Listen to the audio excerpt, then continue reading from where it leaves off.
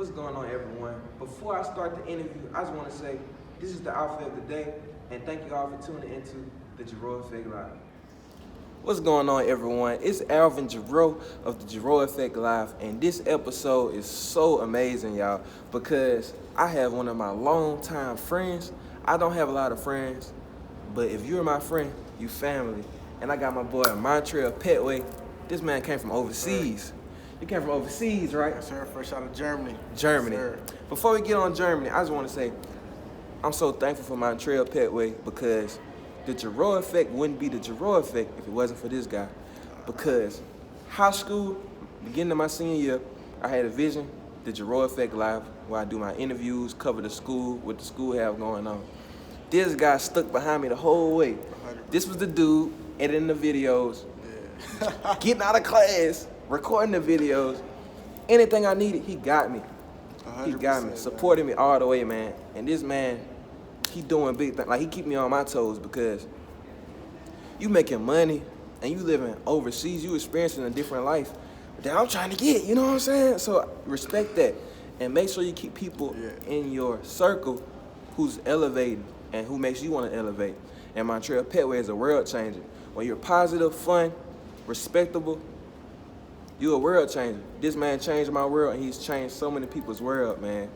Girls love him. Dude smooth, bro. Dude a beast, dog. Montreal Petway is a beast. You know what I'm saying? So, Montreal, thank you for coming on to the show, dog. Man, you gave me too many props. Man. I Dog. just want to say, bro, everything you said about me, same way about you, bro. Hey, You man, inspired me thank to you. become a better person, man. I see you. I see competition. We compete. That's how we compete. get better. But we be like, look, if you see me doing good, you gonna reach out. If I see you doing good, I'm like, boy, you hard, yeah, whatever. Yeah, you know what I'm saying? You gotta stack it, bro. You got, hey, that's what you gotta do, man. So, you got a new nephew. You have a new nephew, right?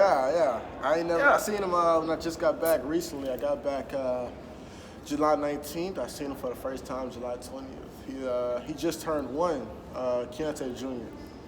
Yeah, man. That's it was cool, amazing. bro. That's cool, man. And you got like one of your close nephews. Yeah, Yeah. Torino. Yeah. Man, I kid you not. He had like my mom. 35. Yeah, like 35 years old. How old is he? He finna be 5 in November. He called me, man. He called me. Hey, where you at? I'm on the way. Okay. And just sit there on the phone, man. Bruh, little dude a beast, man. Little dude a Man, beast, gotta bro. love him. So tell everyone where you from. I'm from Mobile, Alabama, born and raised. I moved to Georgia when I was 16, stayed there for a year and a half, moved back when I was 17 to finish out my high school career at Mattie T. Blount High School. Bet, bro. So, you know, when you were at Blount, before you left to Georgia, you know, you weren't Mr. Sophomore, like you was moving up, like you were becoming a nice version of yourself, man. Yeah. But when you moved to Georgia and you came back, a young alpha male, like, Oh, yeah. bro, it was so much growth in you. So talk about your experience in Georgia. Cause it's like a parrot. You ever if a parrot is born and raised inside of a cage, you can open the cage, the parrot's gonna come out, but it's gonna come right back because that's Right. all it does is home. When I moved to Georgia, it was an eye opener. I experienced new people, which related to new cultures. I met people from Ghana. I met people from Mexico. I met people from Colombia, Cuba, all these foreign places. You know, Mobile, we don't really have that many. We have primarily two races. You have African American and you have whites. Caucasian. That's it. That's all Caucasians, you yeah. have. But when I went there, it clicked in my head. Hey, I need more. I need to level up. So when I came back my senior year, I thought maybe I could bring some of that new culture that I discovered to Blount with me, and I think I did. I think I inspired a couple people. I know I inspired some of my family members just to try new things. Trying new things, bro. Trying new things. So did you go to school as soon as you graduated high school? No, I did not because I felt like I wanted to go to college, but I also wanted to make money at the same time. So what most people are scared to do, I took off. I joined the United States Army. Right. And I do not regret a thing. I mean, it was hard at first, you know, trying to figure out a new way, a new community, because the Army isn't just all about carrying a gun or killing or shooting. It's all about respect loyalty, dedication, responsibility, and being disciplined. Right. It's not that hard. But I'm also in college right now. I attend Arizona Global Campus online, and it's 100% paid for by the military. So I'm glad I made that. That's I'm glad I cool, made bro. that decision. So tell me the steps that the military made you take as a man when it came to developing you. Well, when I first shipped off, I was 18 years old, fresh out of high school. I didn't even go to graduation. Yeah, you 'Cause did. I left. You left. Yeah. Yeah. May 25th, I left. May 26th, I was there. They broke me down. As a man, they took it away from me.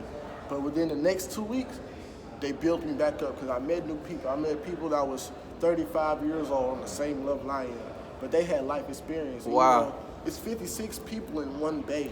That's male, that's common.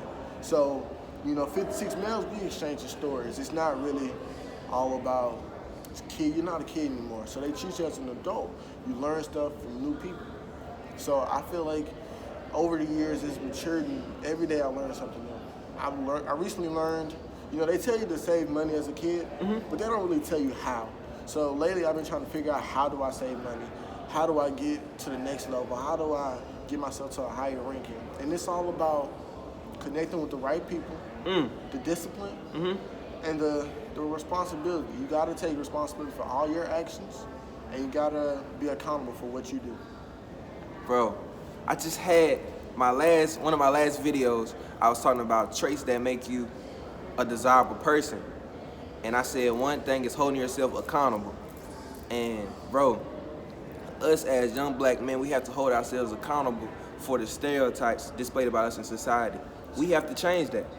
Bro, dog, you making money, you got positive things going on, you carry yourself well, and you're moving up the military, like, Rankings, dog, yeah, you man. bossing up, man. That's good, man. Can you tell everyone why it's so important to, if you're not sure what you're trying to do, look into the military? Because a lot of times,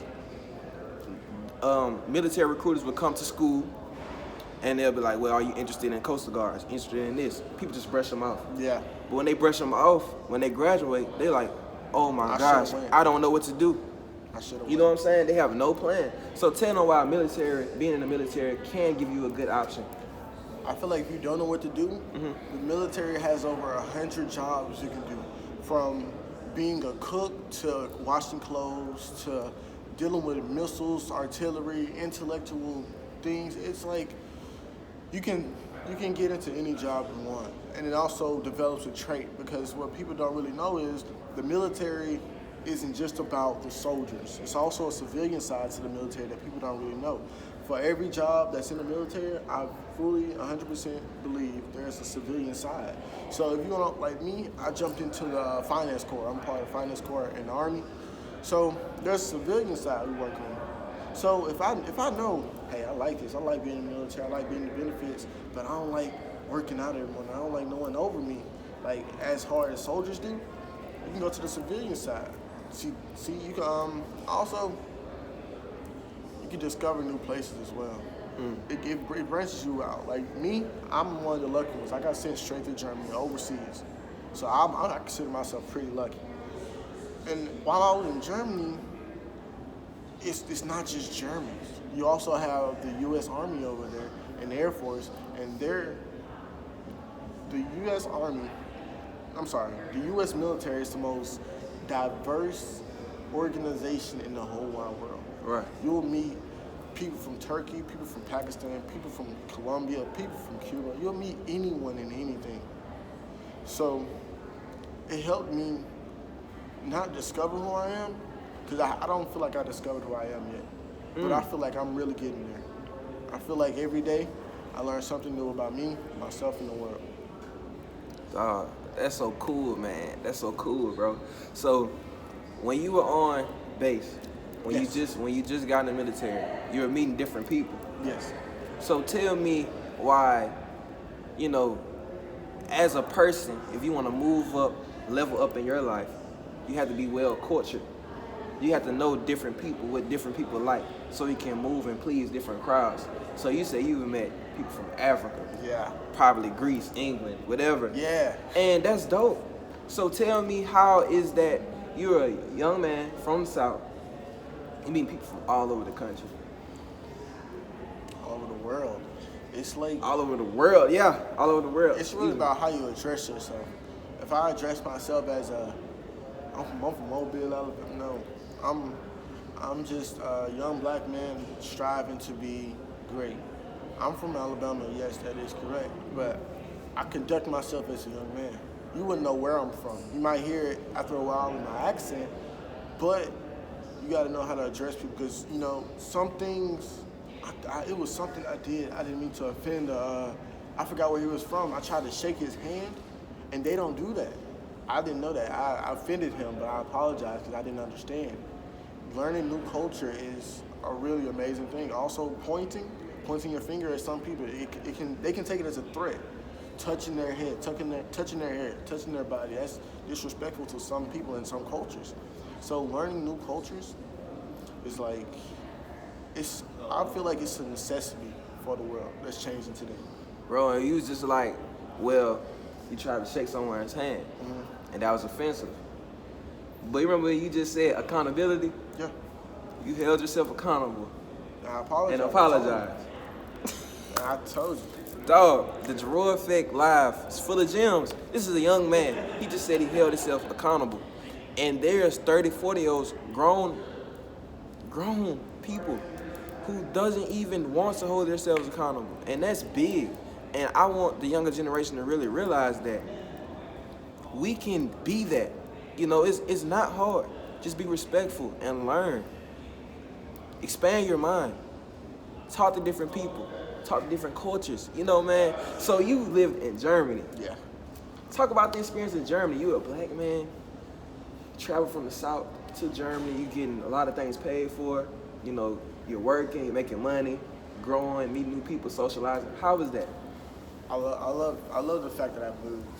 I love the fact that I moved to Germany because the location of Germany on the continent of Europe is by everything. I know Paris is 4 hours away. I recently went to Austria and Hungary for Defender 21. It's a mission we do like during the summer, all the soldiers, and it was amazing.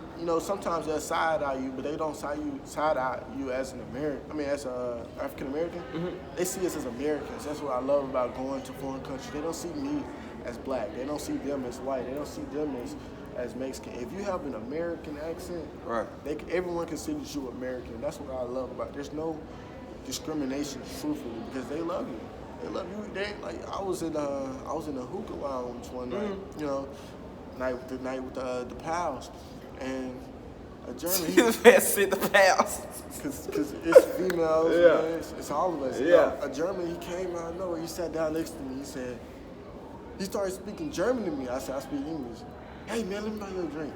Sometimes you're skeptical because you don't know. He might roof you like that. But I seen him make my drink. That's why I drank it. And man, that was the nicest guy I ever met in my life. Me and him talked. He told me how was it growing up in Germany. He was telling me some of their cultural things that they do, like Oktoberfest. He was telling me how they dress, putting me on. Because to us as Americans, a dirty pair of Air Force Ones, you will never catch no one wearing those. But over there, they don't care. They're themselves. And that's just the rest of the world. And I love that. I love the fact that you can go over there, you can be yourself. You can be who you want to be. You can be who you want to strive to be. There's no shame. There's no shun. It's just you. Bro, tell everyone why it's so important to be yourself. It's important to be yourself because, like your DNA, it's unique. I can say the creation does not create one copy of any other person. It's only one person. It's only one type. That's why DNA is different, because it's only one type of person. You were created to be different, but you're also created to notice the difference of others. Montrell, bro, you a beast, man. Before you go, tell everyone your social media. Just tell everyone what your social media is, Okay. bro. People want to see what you got, man. What you have in store for you, man. I have Trail 2.0_ on Instagram. You can follow me. You can DM me if I don't follow back. I most likely will follow back. I'm really friendly. You can ask me a couple questions about the military if you want. I'll give you, a little knowledge. My Snapchat is Montrell02BBY. My Facebook is Montrell Pele. Bet, bro. What's your goal 5 years from now?